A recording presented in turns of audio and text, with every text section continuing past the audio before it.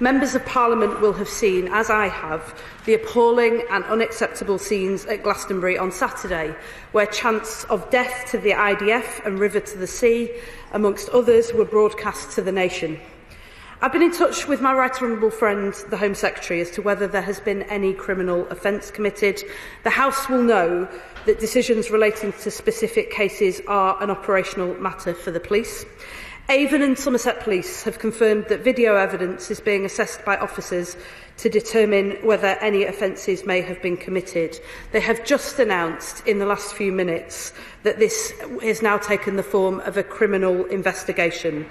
So, as I hope members will appreciate, it therefore would not be appropriate for the Government to comment on an ongoing investigation at this stage. But let me be clear that this Government will not tolerate anti-Semitism. It has no place in our society. It is a poison and a cancer that must be rooted out, and we will be relentless in our work to do so.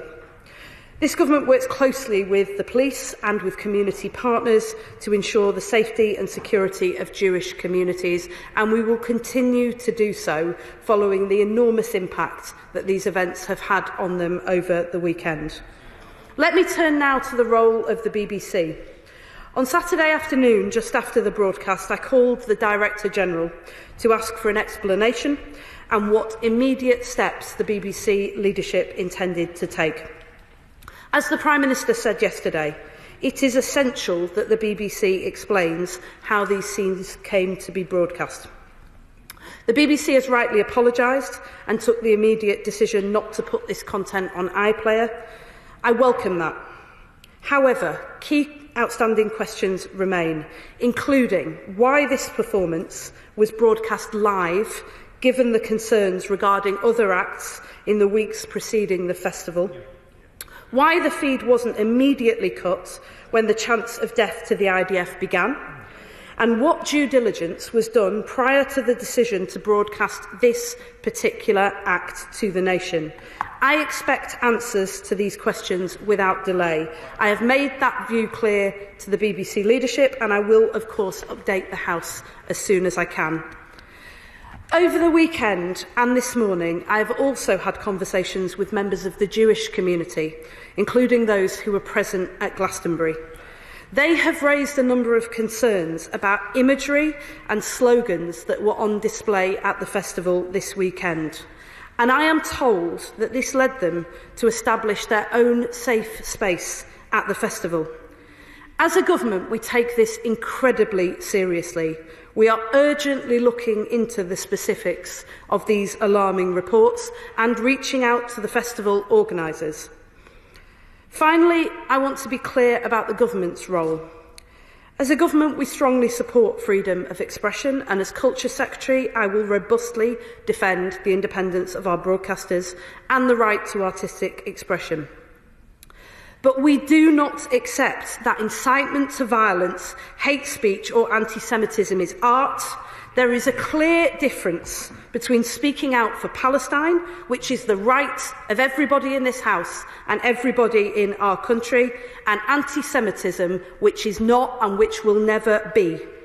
When the rights and safety of people and communities are at risk, and when our national broadcaster fails to uphold its own standards, we will intervene.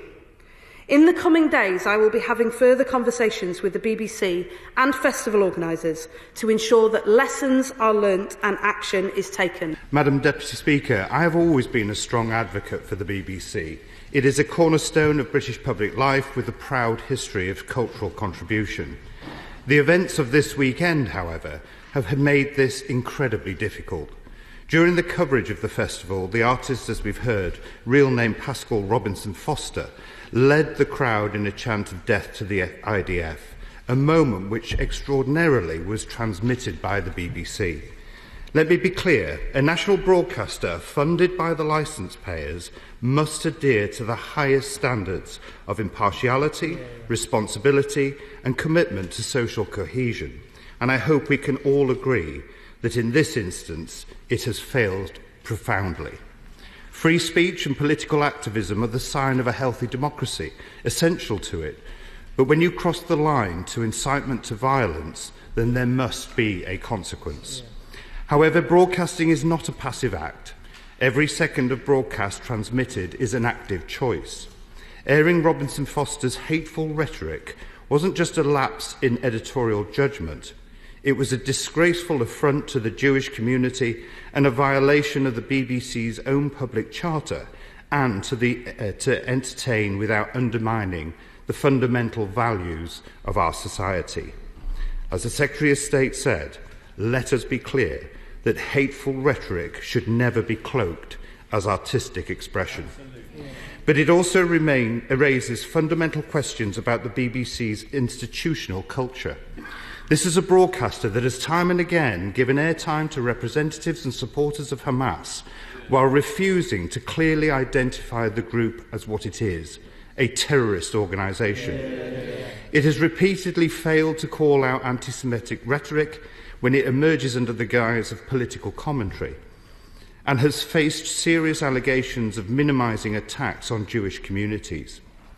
The BBC's decision to also broadcast material from NECAP, a group whose members have openly called for members of Parliament to be killed, is as indefensible as it is shocking.